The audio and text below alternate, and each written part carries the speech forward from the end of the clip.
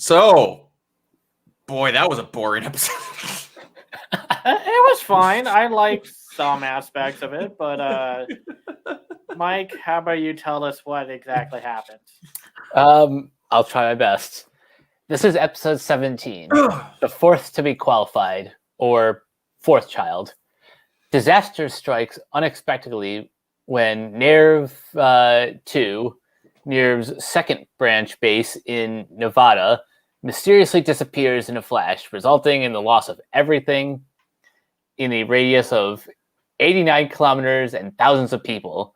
The incident coincided with an experiment to install an S2 engine capable of giving an Evangelion an unlimited power supply into Unit 4, one of the two new Evangelions which have recently finished construction in the US. Panicking after the accident involving Unit 4, the US government demands that Unit 3, built in NERV 1 in Massachusetts, be removed from its soil as quickly as possible. As Unit 3 is about to arrive in Tokyo 3, Toji Suzuhara becomes a new pilot for it. Yeah. Toji? Really? Yeah. Him? Yeah. You don't bring Johnny Young Bosch in if he's not going to do anything. Fair enough. Yeah. Does anybody else get weirded out every time they say Unit 3, even though there's 3 on? Every time I'm like, oh yeah, one of them was called Unit 0. I forget.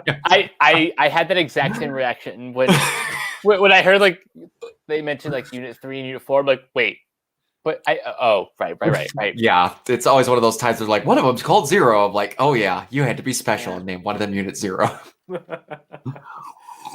Yeah, and I will say just this little antidote. I remember when they used to bring the Evangelion figures over like to the US. I remember an old, I forgot what toy store it was in the mall that would carry them. Or maybe it was like a model shop or something. I don't think it was like a KB Toys or anything like that. But I was gonna say, was it a KB Toys? Because I vaguely recall mine. Like this was well over a decade ago, probably like 2 decades ago.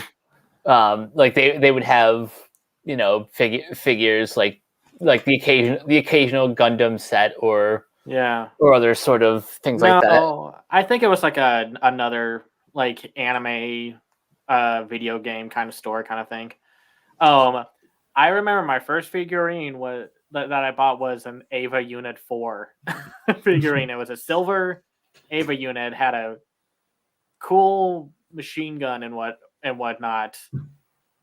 But yeah, I didn't realize that it never shows up in the show properly. Yep. I mean, they could say, "Oh, an engine blew up, and that's what caused the explosion." Yeah, sure. Not knowing how seedy Shinji's dad is, yeah, I'm sure that it was just a malfunction. Yep. Because the only thing that matters is Tokyo 3 and Unit 1. Yeah, I don't think we heard of that. Like, Mike, did we hear that Ava Unit 1 is the most important thing this episode? They were being very subtle about it. I think they need to spell it out a few more times. Don't worry, we'll get it. We'll get there. No, I'll tell you, it's like people that aren't watching, like for you people that are like me, that watch just recaps of stuff because they like hearing people talk like I do with Simon Meller for wrestling. And then you don't watch the show. This is basically all of Gendo Ikari every time he talks.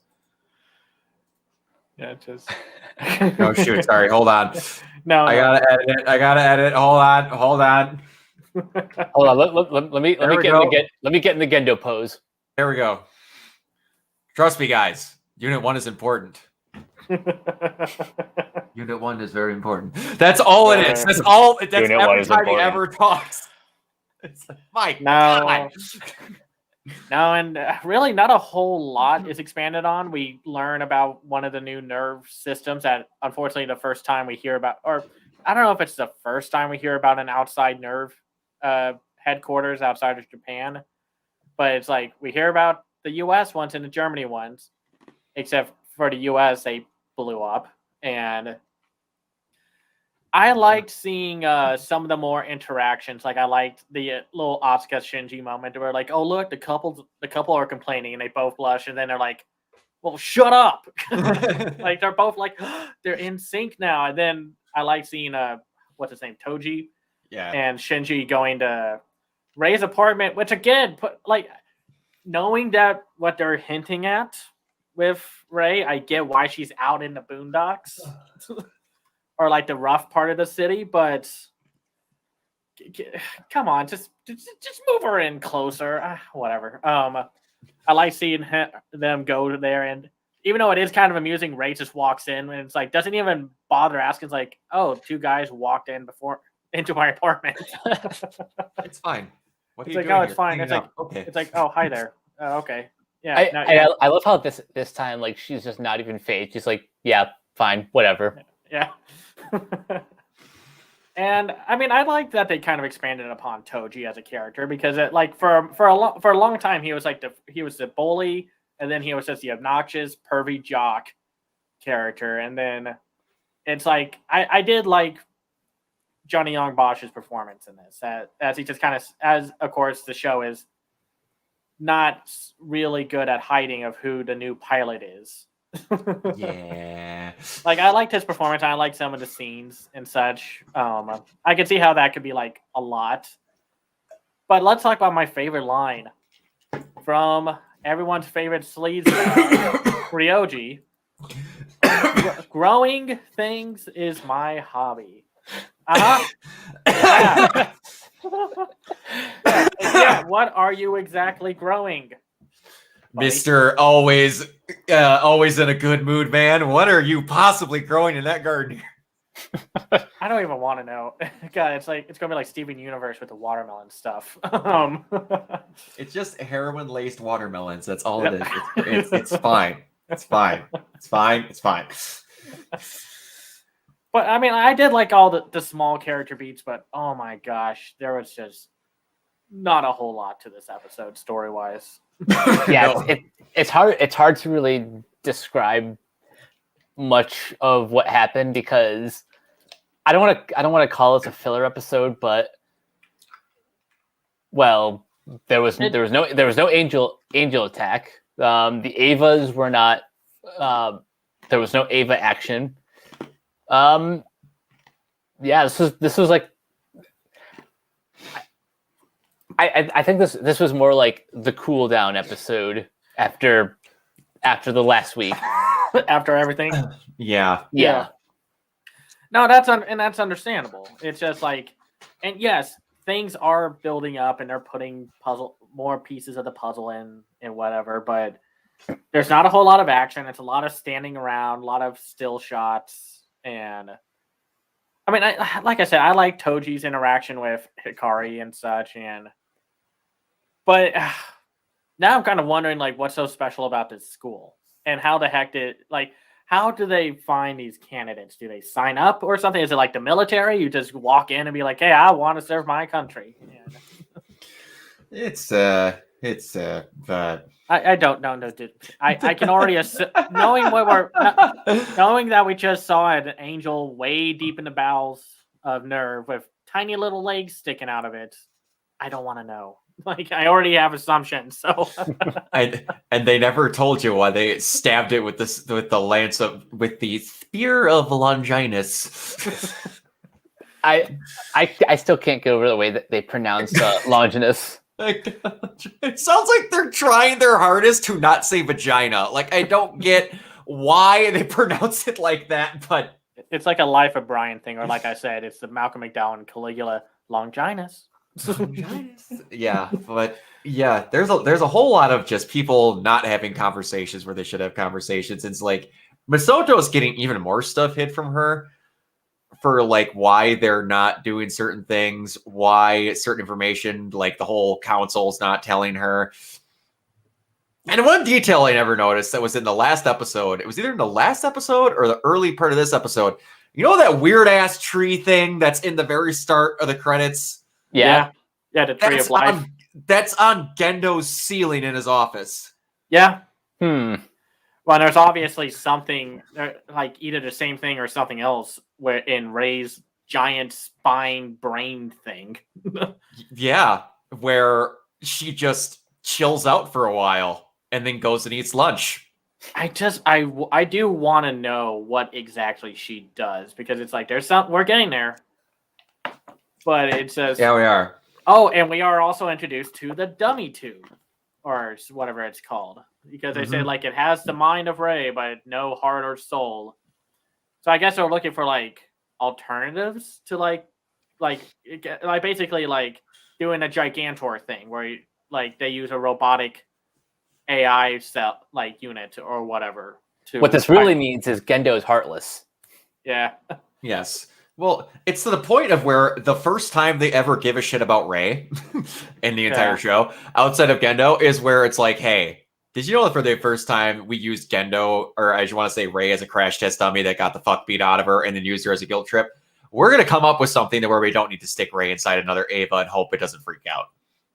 So we're just going to make this thing like Ray and then shove it inside the Ava and hope nothing goes wrong. So this way, if it does, Ray doesn't almost die again. Something's gonna go wrong. Everything, all these types of stories, something goes wrong. Also, I get why they probably have to carry Unit 3, but since this is another Ava unit that they do not want to get destroyed, though. I kind of remember what happens next. But it's like, did they have to carry it like on the cross outside of the ship? They couldn't just put it on the cross in the ship. Like again, this imagery. It's like SpongeBob subtlety. Because now it's just like, okay, so how did you make that, Ava? What the? And also, Mike, I have to ask you a question. Okay. This upon being your first time seeing that Ava unit. Red is bright, boisterous, and crimson. Purple is a cool robot you always wanted as a toy as a kid. Blue, it's a sexual, it's a normal, it's a fixed, great color. Did it kind of bug you that Ava Unit 3 looks like a anime antagonist when they were carrying it? It looks really evil when you first see it. With like the red glowing eyes, and I'm like, that's not problematic at all.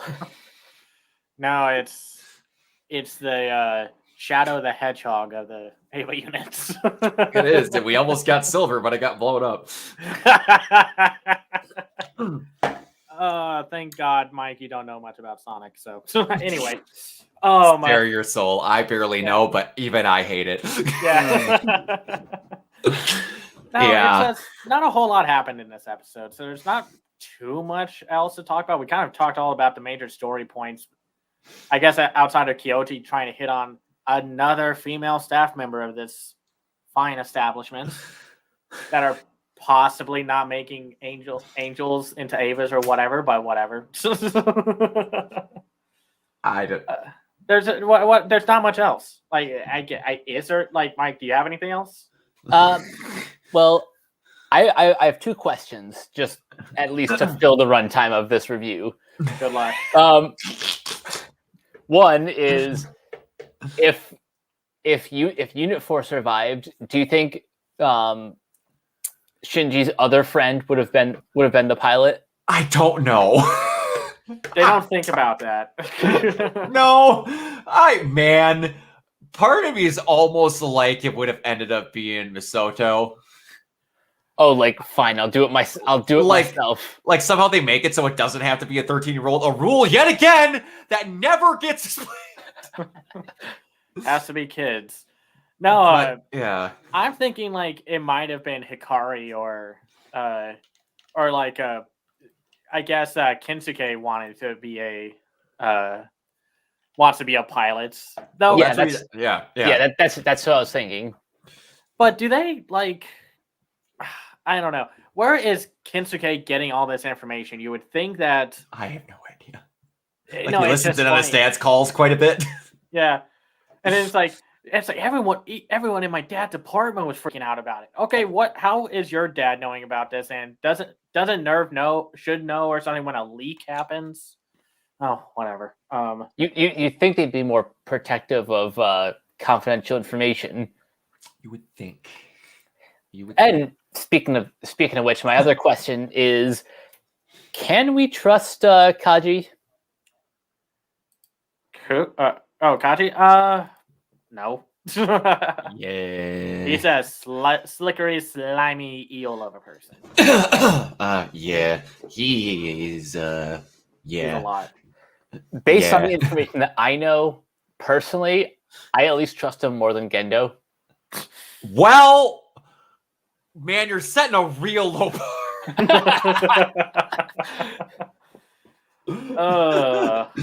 Yeah, that's gonna be a whole. We're on episode. What are we on? We're on episode 17 currently. We have less than 10 episodes left. Yeah. No, we have little bit, like 7 episodes. I think like 6 or 7 episodes left. Let me see. Let's see. So we'll be on 18 next. So 18, 19, 20, 21, 22, 23, 24. There are 26 episodes total. So we got 18, 19, 20. So 8 after this one? 9. 9. Well, yeah. Okay. But yeah, we got some more time to fill with people being bad examples of human beings. Yeah. But Mike, how's the ride feeling? It's actually this episode kept things afloat. Good. It may not have been the most eventful episode, but the character interactions were nice. Like the dialogue was pretty funny at times. But the ship is starting to go down.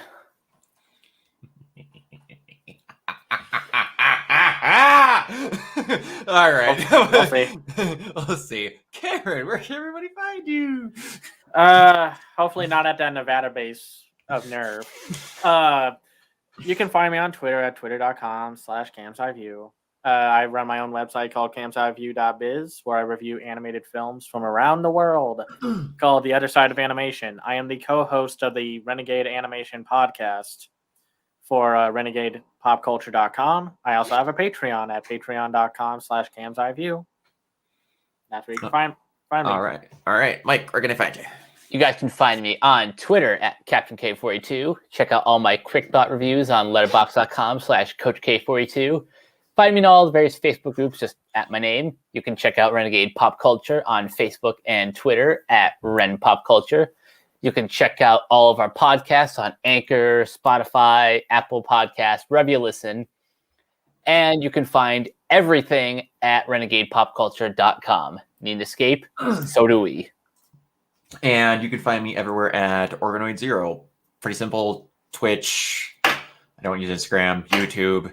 And I always forget to mention it, but I am a part of a co-writer for a Ruby fan fiction called The Beacon Stories Team Night, Year 1 and 2. And also Operation Nightshade is the one we did before that. I don't talk about that much because that one's already over. But yeah, if you like Ruby, head on over. I actually also do Ruby reviews. And at this time of the year, it'll be ending. So yeah, that's basically, if you like any of that, keep tuned into this YouTube channel. I appreciate it. We got other stuff coming up soon. We're getting close to clearing up this bad boy and starting our next adventure. So yeah, we will see you all next time.